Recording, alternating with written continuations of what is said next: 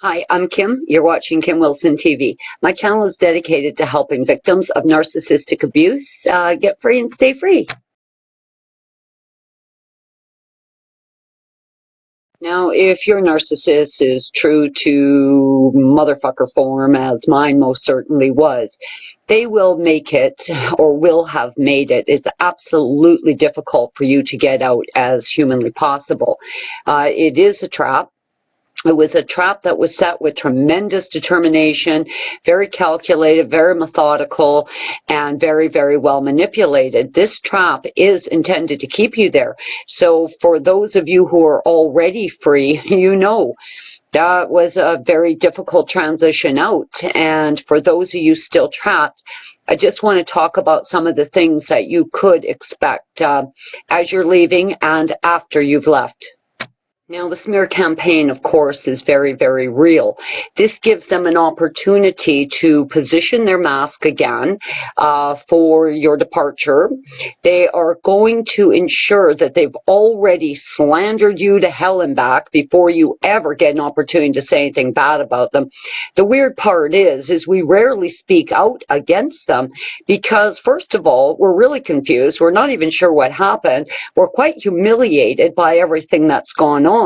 And most people wouldn't believe the insanity anyways. So this is a real kind of funny little trap here with this, because though we probably wouldn't have engaged in any conversation about them, they absolutely launch a very vicious, well-intended smear campaign against you to absolutely shame, humiliate, and disgrace you, take away any credibility that you may have down the road. It's very real. So please expect it, because the smear campaign is coming. Who are they going to smear you to, you might ask? Well, everyone that you ever knew mutually. They are very notorious for contacting your employer. The list goes on and on. Neighbors, anyone they can. Now, one example was, this was many departures back. I was leaving Trevor's House of Pain, and I had rented a place for me and the boys. Now, Trevor found out where I was moving to. I don't know if he did a land title search or what the hell he did, but he finds out who these people are, and he calls them. Now, I didn't know this till the day I was moving in, and this couple says to me, like, "Are you okay?" And I said, "What do you mean, am I okay?" "Well, are you in any danger?" And I said, I don't know. Why?"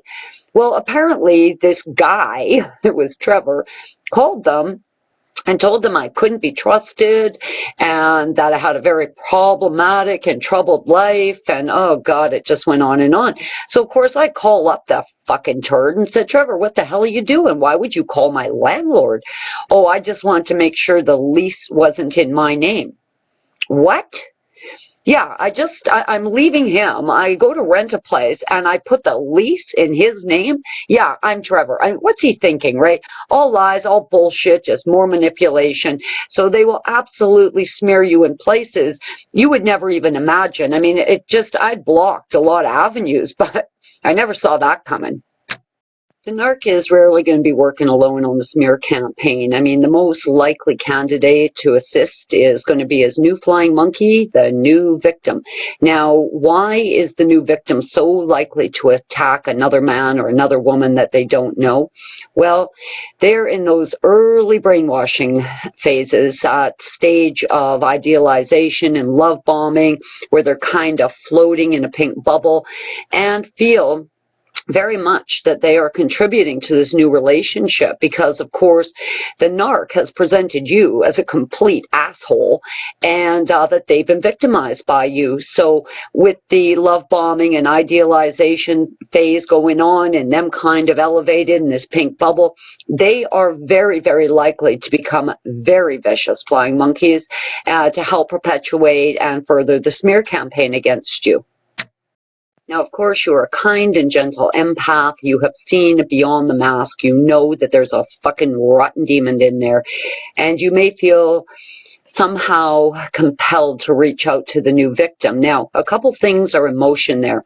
First, the new victim has been warned that you are a crazy, psychotic fiend, and that you're dangerous, and that you're bitterly jealous. So if you reach out to them, you will instill in them a knowing that what this idiot said about you is true. So you certainly don't want to do that. Another thing is, they've warned the new victim that it's you who's dangerous, so the new victim may call the police on you. Next thing, you're going to be charged with harassment, and there you're going to be in court with him sitting there gloating, arm around the new victim, while you're trying to defend yourself. So stay away from this, okay? Nobody came to save you when you were the victim. It's not your job to try and save the new victim. I'm sorry. This is an off-limits place. Please do not try to contact the new victim. Now, chances are you fled, you ran for your life. Now, the narc is not going to tell the new victim, oh yeah, she ran like she was being chased by Satan. No, no, no, that's not what they're telling the new victim. They're telling the new victim they threw you out because you're just jealous, crazy, bitter, nuts, insane, you need medication and all this shit, right? So if you do contact the new victim, keep in mind, they've been told that you were thrown out, very likely, that you're very jealous, that you still love them. So if you contact them, you're just feeding into all of that. And you know the truth. We here at Kim Wilson TV, we know the fucking truth. It doesn't matter who else knows it beyond this group. It really doesn't, because you're not insane. You're not crazy. We know you ran like you were being chased like Satan. And what the narc is saying to the new victim is absolutely irrelevant. This is a shitstorm that you need to avoid at all costs. The smear campaign is very, very real. Captain Saggy Nuts, of course, is going to have to now reposition that mask, fortify that mask, and protect that mask with the new victim. And they are going to do everything they can to make sure that mask is in place and well protected. It's all they got. Fake facade and the fake image that they create is absolutely omni-important. It is what gets them their supply, and they need that supply desperately. Remember, you're always dealing with basically a junkie looking for dope. I mean, that's as desperate as they are. I mean, they desperately need to protect that mask to make sure they can ensure a new, steady source of supply. It's absolutely of dire importance to them, much like a drug addict looking for dope.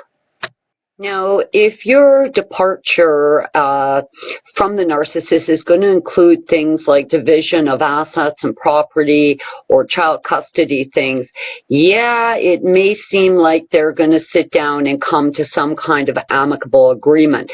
But I will tell you, always protect yourself in this way. It's always best to sit down with a lawyer and have things properly written up, something they can't wiggle out of. Another thing is, if there's children involved, please, even if right now it looks like it's going to be friendly, I'm going to tell you that can change in a split second. Next thing you're in court, you're being accused of being a lunatic. Do not ever give them an opportunity to record you or videotape you acting anything but completely stable and sane. Now, if you're talking to them on the phone, always assume they are recording you, and when you are talking with them on the phone, always, and I repeat, always record every single word they say. Keep your conversation on target. Don't let it drift off to personal or emotional issues. Always focus back on, the assets, the property, the kids. That's it. That's all. Keep it there and record everything. Hoovering is a very common tactic used by the narcissist. Now, hoovering is in reference to the Hoover vacuum. They try to suck you back in. Now, this can easily be avoided if you just go no contact. Now, I know if you've still got, legal issues, division of property and assets, if there's children involved, this can be very difficult, but you can still go no contact and just make it very clear to them that you need some space, but you'll be very willing to communicate with them Saturdays between noon and 4. That way, at least you've got time to make sure recording device is there and things like that. You don't want to be accepting calls from them all the time.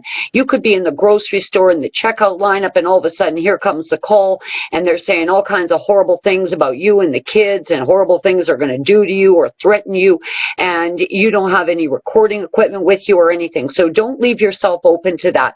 I would put very strict timelines in there. If you have to, absolutely have to communicate with them, especially if there's kids involved.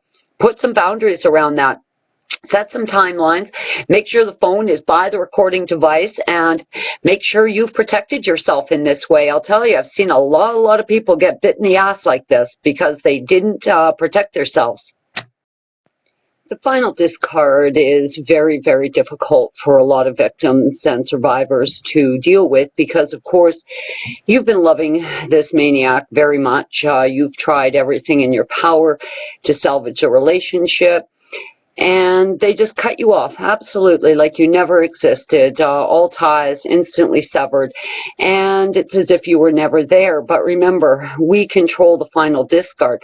They are never letting go. They're going to continue to try and hoover you. They're going to continue to, try and feel you out as a source of supply. So in the end, you control the final discard. So I know it's very painful, but if you take that power back and you go no contact, then the final discard's in your hands. Guys, I'm Kim. You're watching Kim Wilson TV. I hope you guys are all having a great narc-free day. Peace be with you. See you soon.